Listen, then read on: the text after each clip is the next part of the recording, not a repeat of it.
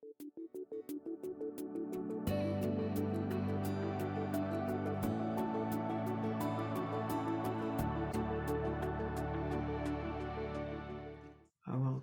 evening. Good evening and welcome to Mill Valley Zen International, or Ernie, it looks like Interglobal or something there, or universe? Nice, nice. Showing off. It's okay. And lovely to see you all this Wednesday evening. So uh, the reading, the chapter from Not Always So is be kind with yourself. And I was actually just thinking that I think it was one of the things that really drew me to Zen practice. I remember, for me, the first time I walked into the Zen center, it wasn't particularly friendly, but it was warm. There was a warmth, and there was definitely a sense of care, that everything was really clean and everything looked really well taken care of. And that's always, I feel like I still have a good deal of growth myself to do there.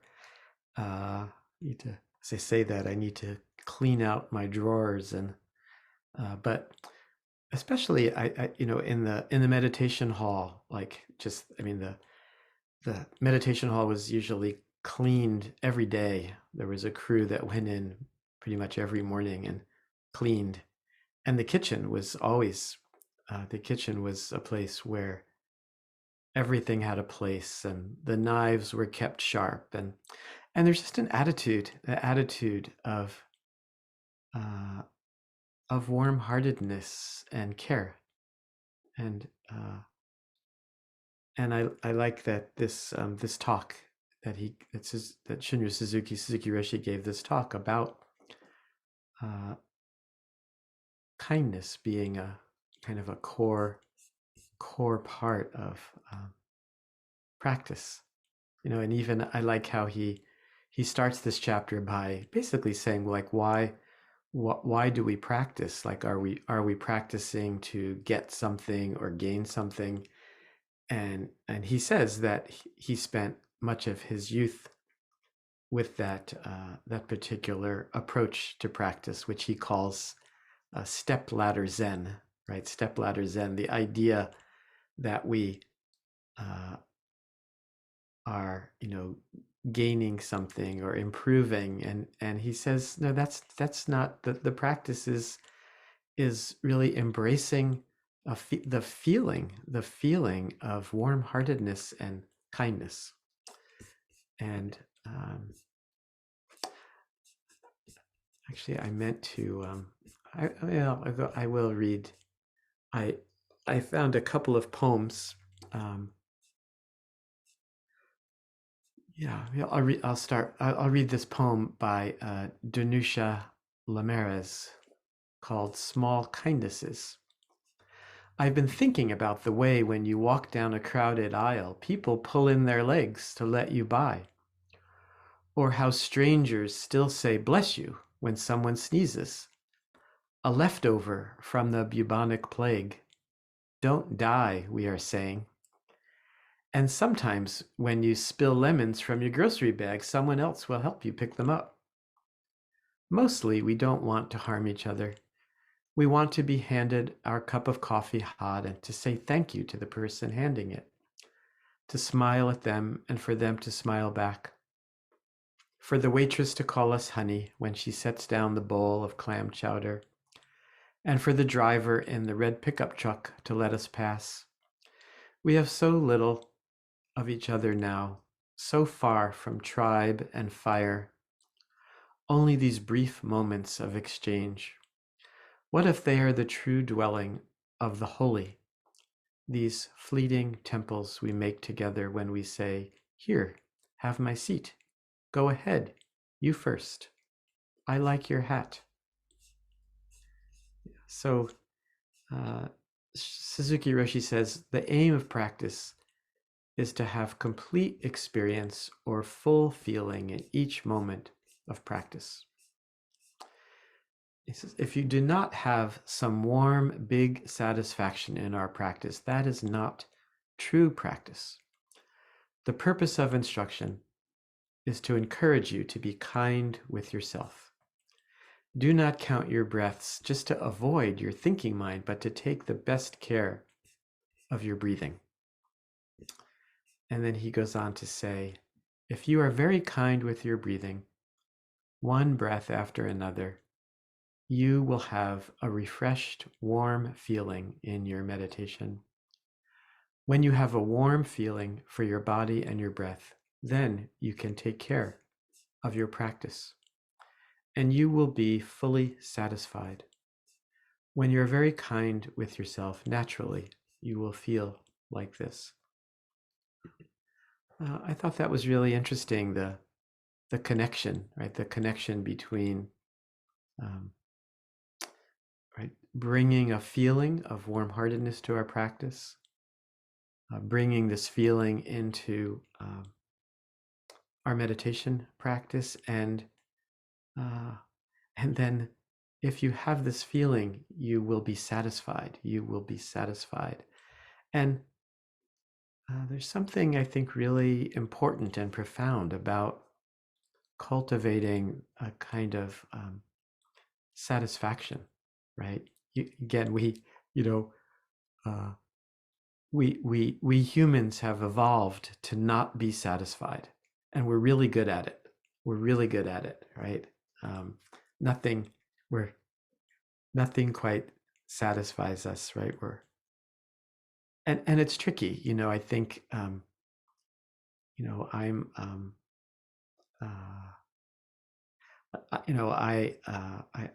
I'm an entrepreneur. I think I love growing things. I love, um, making goals and meeting them, but but there's something about, I think, it's not one or the other, right? So I think people are afraid of satisfaction, thinking, oh, if I'm satisfied, how will I ever grow or develop or build something or invent something?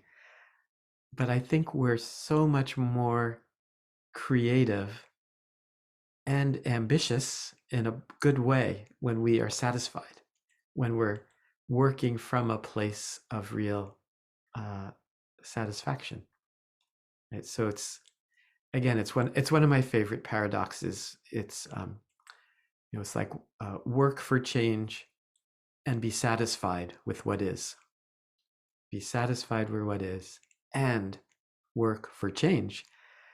And I think we're so much more potent, powerful, able when we come from a place of satisfaction as we're, you know, as we're working to develop ourselves. And here the practice, the change is to be more kind, more warm-hearted, to practice, to and part of that I think is noticing whenever we're not,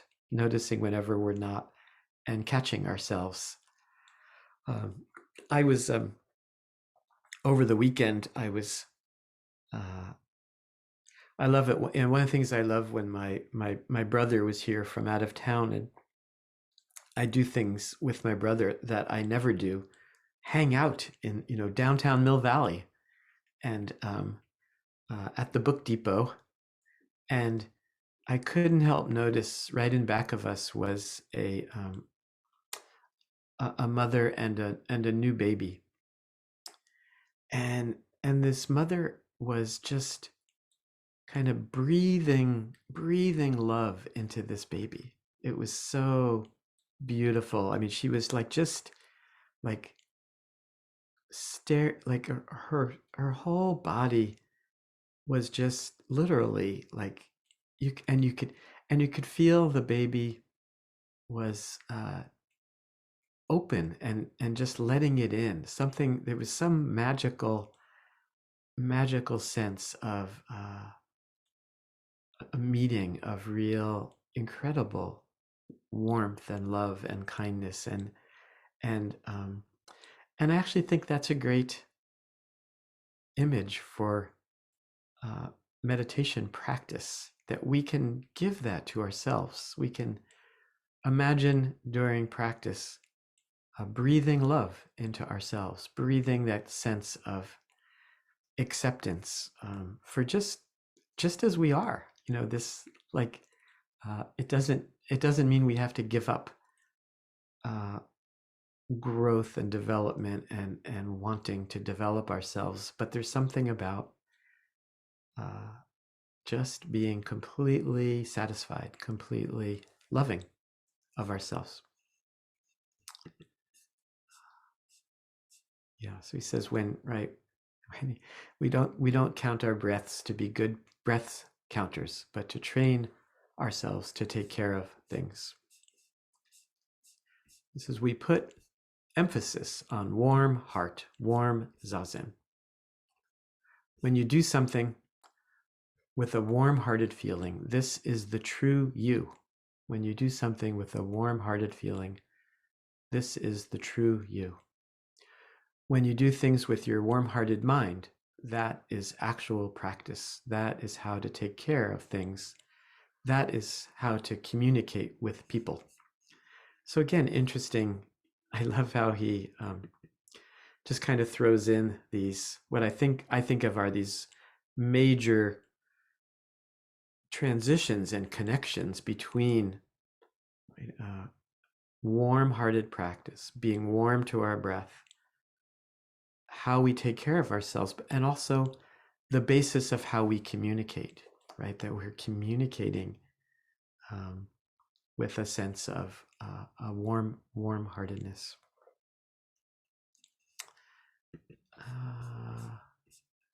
And at the I like at the end of this talk, he says, he's talking about the rules, and that the rules of practice are meant to support our warm-heartedness.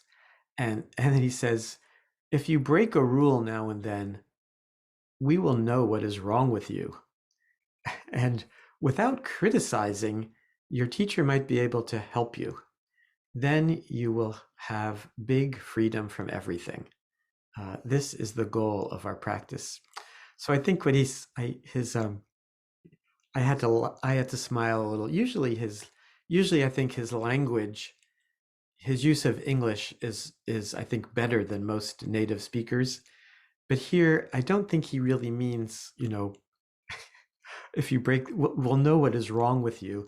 I think he's saying, when you're not being kind to yourself, or when you're communicating in a way that isn't kind, we'll notice, and then we can help you.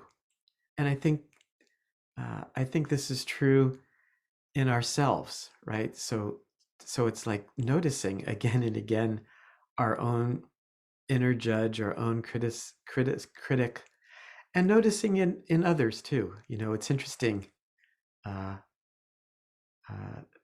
to be able to help someone and not react with anger or criticism, but with warm-heartedness. When we see, because almost always when people are acting out of judgment or anger, it's generally the antidote is kind of warm-heartedness, and maybe they're struggling with giving it to themselves, and it's a way that we can practice. We can all be warm-hearted teachers for ourselves, and we can all be warm-hearted teachers for each other. And I want to read one more poem, and I imagine many of you know this poem. In fact, I think I read somewhere this is the most shared poem in the United States, which is interesting.